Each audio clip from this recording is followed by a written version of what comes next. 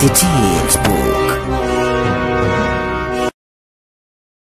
Nyote mnamjua Farao na alivyokuwa mbishi nyakati za kitambo, zile za nyakati za kina Musa. Lakini kama mnataka kujua mengi kumhusu huyu Farao, basi ungana nami tuweze kukujulisha mengi kumhusu huyu Farao na alivyokuwa mbishi mpaka mwisho wake akaendelea kupoteza ufalme wake ule upande wa Misri. Basi mimi ni wako mtafsiri Clement na unawasikiliza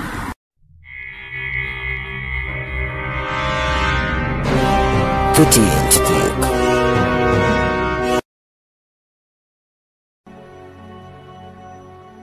Na basi wana wa Israeli walivyokuwa na uzazi sana waliongezeka na kuzidi kuwa wengi, na wakiendelea kuwa na nguvu. Na miaka ilivyosonga akawa mfalme mpya wa kuitwa Ramisli. Mfalme yule hakumtambua Yusufu, na basi akawaambia watu wake, angalieni, wana wa Israeli ni wengi na tena wana nguvu kutuliko sisi. Mfalme yule akasema, na tuwatendee kwa akili wasije wakaongezeka tena, na ikitokea vita wao na wasije wakashikamana na adui zetu na kupigana nasi. Misri iliweka wasimamizi juu yao wawatese wana wa Israeli kwa mizigo yao. Jina la mfalme mpya lilikuwa ni Farao. Walimjengea Farao miji ya kuwekeza akiba, Pithomu na Ramesesi, lakini kwa kadri walivyowatesa ndivyo walivyoongezeka na kuzidi kuenea. Waliwatumikisha wana wa Israeli kwa ukali sana na kufanya maisha yao kwa uchungu kwa kazi walizowapa ngumu. Zilikuwa ni kazi za chokaa na matofali.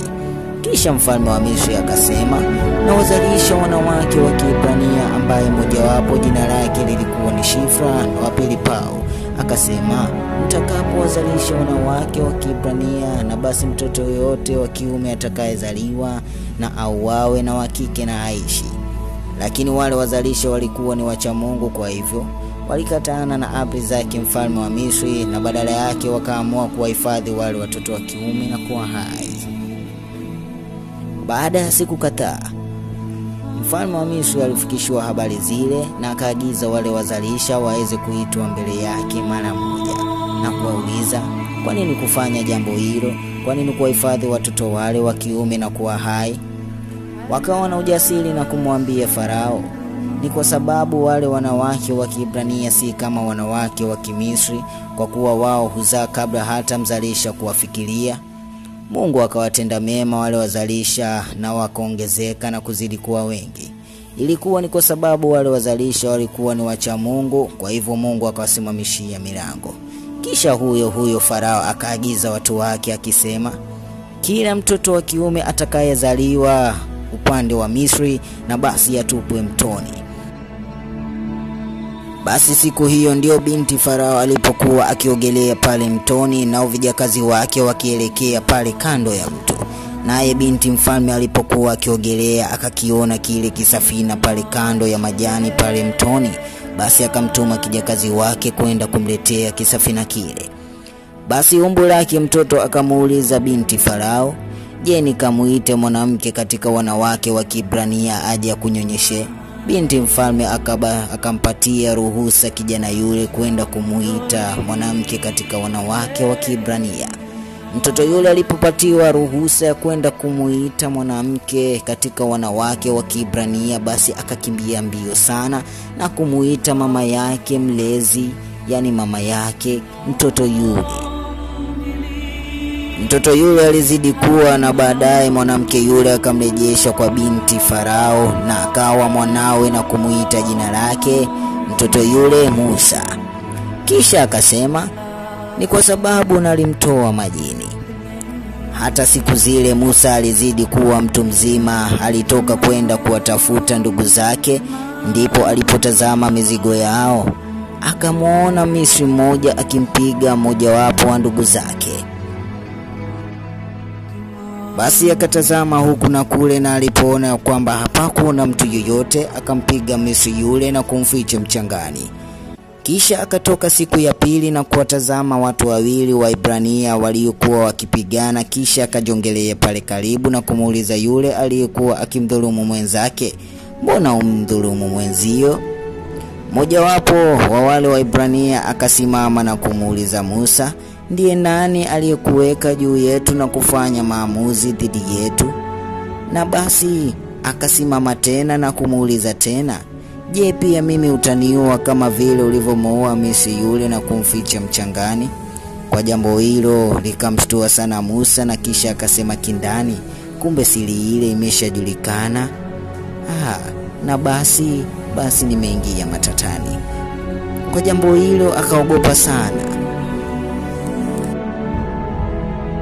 Na Farao alipozipokea habari zile akaamrisha Musa aweze kukamatwa mara moja.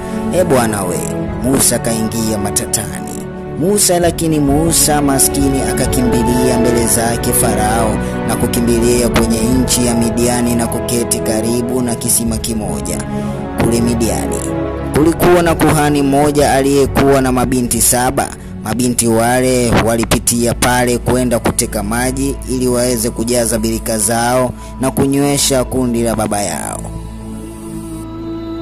Walipofika kwa Reule, baba yao akawauliza swali moja, imekuwaje mkarejea mapema leo? Mabinti wale wakamjibu baba yao na kusema, kulitokea Misri mmoja na kutuokoa mikononi mwa wachungaji, tena kuzidisha akatutekea maji na kulinywesha kundi. Reule akauliza mabinti zake, yuko wapi basi, na mbona mkamwacha? Muiteni aje ale chakula. Ilikuwa ni radhi kwake Musa kula kwake mtu yule. Reule akamwaminia Musa na binti yake Sipora. Sipora akamzalia mwana na akampachika mtoto yule jina na kumuita Gershomu. Maana yake nimekuwa mgeni katika nchi ya ugenini. Siku moja Musa alikuwa akichunga kundi la Yethro, mkwewe kuhani wa Midiani. Akaliongoza kundi lile mpaka nyuma ya jangwa. Akafika mpaka mlima wa Mungu, hata Horebu. Ghafla malaika wa Mungu akatokea katika mwali wa moto uliotokea katikati ya kijani. Musa akasimama na kutazama, na kumbe kile kijani kinawaka moto, cha kustajabisha hakikuteketea. Musa akazungumza na kusema, nitageuka niyaone maajabu haya makubwa. Bwana alipoona kwamba Musa anataka kugeuka ili atazame, Mungu akamuita kutokea katikati mwa kile kijani na kusema, Musa, Musa. Musa akajibu na kusema, mimi hapa. Naye Bwana akamwambia, usikaribie mahali hapa, zivue viatu vyako, maana mahali hapa ni patakatifu. Tena akasema, mimi ni Mungu wa baba yako, Mungu wa Ibrahimu, Mungu wa Isaka na Yakobo. Musa akaficha uso wake kwa maana aliogopa kumtazama Mungu. Bwana akazungumza na kusema, kwa hakika nimeyaona mateso ya watu wangu walioko Misri, nami nimekisikia kilio chao. Na basi nitakutuma kwa Farao ukawatoe watu wangu wana wa Israeli kule Misri. Musa akamwambia Mungu, mimi ni nani eti niende kwa Farao nikawatoe wana wa Israeli Misri? Mungu akanena na kusema, bila shaka mimi nitakuwa pamoja nawe, na dalili za kuwa ni mimi nimekutuma ndio hizi. Mtakapowatoa wana wa Israeli kule Misri, mtamwabudu Mungu katika mlima huu. Musa akamwambia Mungu, tazama, nikifika kwa wana wa Israeli na kuwafahamisha ya kuwa ni Mungu amenituma kwao, nao wakaniuliza jina lake ni nani, niwaambie nini? Mungu akamwambia Musa, na basi waambie, mimi niko ambaye niko, ndilo jina langu, na hata milele ni kumbukumbu kwa hata vizazi vyote. Na tena akamwambia Musa, kisha waambie wana wa Israeli maneno haya, Bwana Mungu wa baba zenu, Mungu wa Ibrahimu, Mungu wa Isaka na Yakobo, ndiye aliyenituma kwenu. Hilo ndilo jina langu, na hata milele ni kumbukumbu langu kwa hata vizazi vyote. Kisha Musa akaambiwa, nenda uwakusanye wazee wa Israeli, kisha uambie, Bwana Mungu wa baba zenu, Mungu wa Ibrahimu, Mungu wa Isaka na Yakobo, na kuniambia, kwa hakika nimewajilieni, na tena nimeyaona mnayotendwa huko Misri. Nami nasema hivi, nitawapandisha kutoka katika mateso mnayoyapitia Misri na kuwaingiza katika nchi ya ahadi ambayo ni nchi ya maziwa na asali. Nao wataisikia sauti yako. Wewe nawe utakwenda, wewe na wazee wa Israeli, kwa mfalme wa Misri, na kisha muwafahamishe ya kwamba Bwana Mungu wa Ibrania amekutana nanyi. Musa akajibu na kusema, lakini tazama, hawataniamini wala hawataisikiliza sauti yangu, na tena watasema Bwana hakunituma. Lakini Bwana akamuuliza Musa, ni nini hiyo uliyo nayo mkononi mwako? Musa akajibu na kusema, ni fimbo tu. Basi akaambiwa na aiangushe chini, na alipoiangusha chini, cha ajabu ikageuka na kuwa nyoka. Basi Musa akakimbia mbele yake. Kisha Bwana akamwambia, Musa, nyosha mkono wako na kisha ukamate nyoka yule kwenye mkia wake. Akaunyosha mkono wake, na kama alivyoambiwa, basi akamkamata nyoka yule kutokea kwenye mkia wake. Ghafla nyoka yule akageuka na kuregea kuwa fimbo tena. Kisha Bwana akamwambia tena, sasa utie mkono wako kifuani mwako. Na basi akautia mkono wake kifuani mwake, na alipoutoa mkono wake ulikuwa umegeuka na ukawa kwamba ni mweupe kabisa kama theluji.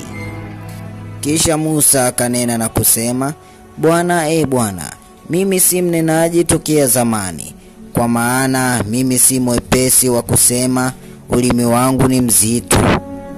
Bwana akamuuliza Musa, ni nani aliyeufanya kinywa cha mwanadamu, na ni nani amfanyaye binadamu kuwa ni bubu na kiziwi? Si mimi Bwana? Basi nenda, mimi nitakuwa pamoja na kinywa chako. Musa akasema, Bwana, na kuomba umtume katika mkono wako utakaye mtuma.